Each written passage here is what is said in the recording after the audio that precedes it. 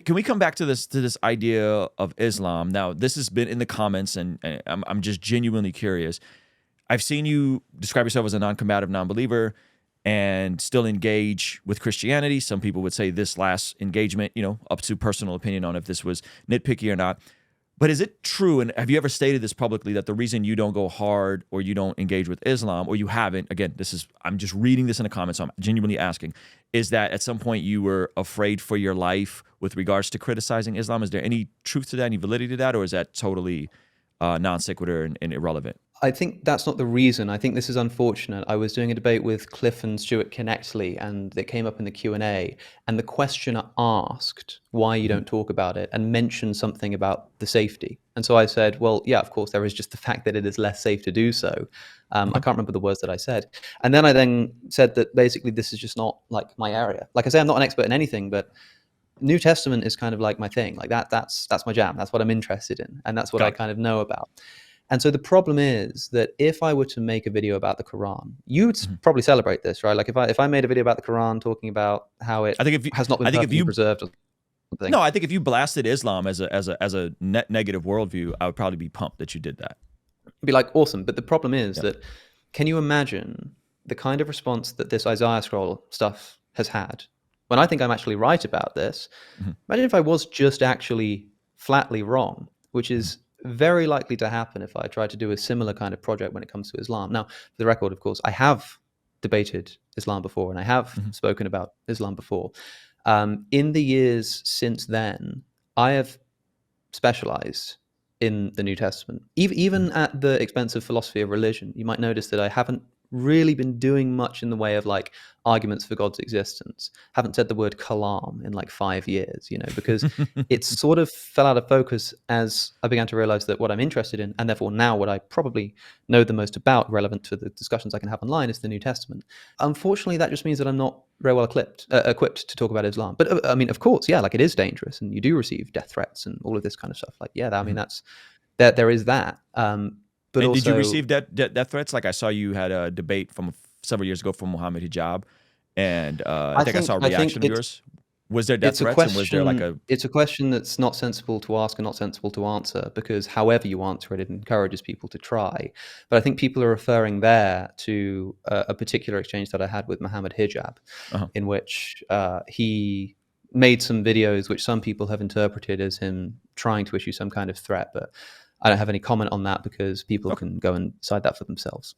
Fair enough. Okay, so I have a massive update for you. I'm sure by this point, you've heard about the Blessed God Summit happening March 27th, 28th, 29th here in beautiful Carlsbad, California. But we've heard your requests. We've conceded to your demand. There are virtual tickets that are now available for the Blessed God Summit, so you can access it from anywhere in the world, as well as access to the replays. And for those of you guys that are looking for something extra, we're also offering a virtual ticket and an exclusive Bless God Summit merch bundle. There's some amazing art and some exclusive pieces done by our friend Josh Nadeau from Sword and Pencil that you have to check out. So join us online for the virtual event and experience some sessions from my favorite podcasters, pastors, and performers. We have a stacked lineup. I'm talking about Preston Perry, Dr. Sean McDowell, Inspiring Philosophy. What do you mean? Lila Rose, Alan Parr and his wife Jen Parr. We even have Nate Sala from Wise Disciple, Gavin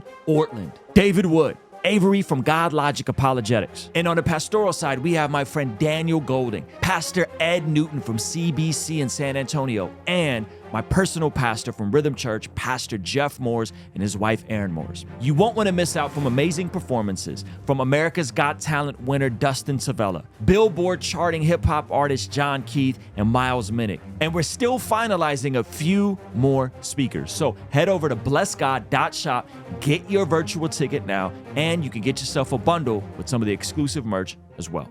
I'll see you over there, all right? Peace. Do you view Christianity as a net positive for the world? I'm agnostic on that question, because, of course, there are so many competing ideas here. One is like you think about the way that the meaning crisis has been connected to atheism, and how atheism at least requires the falsity of Christianity. So maybe if Christianity were true, that would resolve that problem fine. You also think about how wars and conflicts can be exacerbated by religious fervor if they're not already caused by them. I think that the best survey on the history of wars in the world has concluded that about 7% of them are like religiously motivated. So a small minority, but those which are, I like to sort of ask whether you think that the ones which are not would be made better or worse by the introduction of severe religious fervor. So it kind of depends on when you're talking about throughout history, right? Because there are times when I think Christianity has been a net negative force, and times when I think it's been net positive. Right now, it's hard to say because it doesn't seem to have quite the cultural power that it once had. It does seem to be regaining that to some degree in some circles. So I guess we'll see when we get there. But I am also not a sociologist or an anthropologist, so it's difficult for me to say. But if you just want a hunch, like, I don't know, man. Okay. In terms of, a Tom Holland in Dominion, in terms of what Jordan Peterson's been talking about, you don't see those as legitimate arguments for why Christianity has been generally a net pod. Their arguments, which I agree with, by the way, but their arguments, and Tom Holland, I want to say, is an agnostic. You're probably closer to it. He's over the pond, right? But he goes to church and he practices the faith. There's been articles Apparently also written about I think this. So, yeah. Yeah, He's yeah, also yeah. spoken So, publicly about the healing of. I think he had something. I might be making this up, but he might have had like a cancer scare or something, and something about the way that he received the news that all was clear. He at least implied that he had interpreted slightly religiously. yeah. So it wouldn't surprise me if in the next year or two there's an article in Unheard called, once a cultural Christian Sure, sure, dropping sure, the sure, sure. cultural, Sure. whatever. So would you His would you arguments. reject his arguments? Would you say, nah, I don't think he makes a compelling case in Dominion, or the gentleman that Glenn, he's affiliated with West Huff. I Scrivener. think yes, he great too. He kind Scrivener of wrote wrote, like a yeah, you dummies breathe. version, Yeah, we breathe. the Dominion for Dummies type version. I forget his book, but it was great. So would you just Well, he also wrote utterly the Christian reject? version, right? Because he's actually a Christian. Yes, But yes. I think that the argument that you can separate out 2 points here, because the big thesis of these texts is that Western civilization is built upon, like, essentially uniquely Christian values. Another question is whether Christianity has been a good force in the world, right? Okay. Which do need to be separated. I think that the idea that, like, the values that are being ascribed by people like Holland to being a result of Christianity have probably broadly been good for the world, yeah. But the dispute that I have is the idea that these are uniquely Christian. These are uniquely Christian traits. The idea that the abolition of slavery was not just like happened to be done by religious people, because basically everyone was religious at the time, but like is actually the natural interpretive like reading of Christianity, and that's kind of what Christianity is getting at all along, and this is an expression of that value. Things like individualism, Western civilization, some of its defining qualities might be things like capitalism, individualism, freedom of thought, freedom of religion, freedom of sexual partner, this kind of stuff. At least in the modern West, none of these, I think, are supported by Christian doctrine, and in fact, I think most of them run anathema to it. So, Really, I'm none highly of them. suspicious. None of Well, I them. can't remember everyone that I just listed, so perhaps you can tell me what you've got a qualm with. Okay, what about do unto others as you'd have them do unto you? Love your neighbor as yourself. The idea that it's not just pragmatic actions that matter, but it's also your heart. If you've heard it said, don't kill. I tell you, if you hate your brother, you've committed murder. Like, you don't think any of that has impacted and shaped wildly the Western civilization? Depending on which exact quotes you're honing in on there, I don't know if they're as revolutionary or unique to Christianity as people would like to say. Christianity might be the way that some people have like first heard of some ideas. It may be. I think the most unique like Christian ethical principles are loving your enemy. I think that's genuinely quite a radical idea. How about like the how about idea that charity? charity, hard to say. Again, I'm not a historian, so caring I for don't people who know. can't care for themselves. Okay, that was one of the ones that I don't think that itself.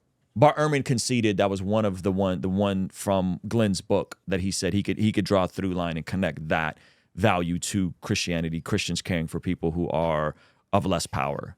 So this is where it gets really interesting, right? Because the idea is, and like I say, I don't know about this, but let's grant it. Let's say that this idea of caring for the downtrodden and the disadvantaged is a Christian idea. The problem is that the apparent expression of this ostensibly Christian ethic Mhm. is flatly non-Christian results. So people like to say, this is why you get this weird contradictory statement that like the LGBT rights movement is essentially Christian because it cares about it's a care for the downtrodden, for people who are oppressed in society, blah blah blah, and so essentially this is kind of an expression of a Christian principle, sure, but doing so in such a way that is flatly contradictory to Christian teaching. And I think the same thing happens in a lot of these areas where you might say that like caring for people is Christian. As I say, I'm sort of dubious to that assertion, but let's say it were true. How is it expressing itself in the modern West? In ways that run counter to Christian scripture. So when people say that Western civilization is based upon Christian values, I don't think they can be talking about the text. They're certainly not talking about the Hebrew Bible. Hey, thank you so much for checking out the video. Please be sure to comment below and subscribe and all that good stuff. And check out this other video that YouTube seems to be recommending just for you. Let me know if they nailed it. All right, I'll see you over there. Peace.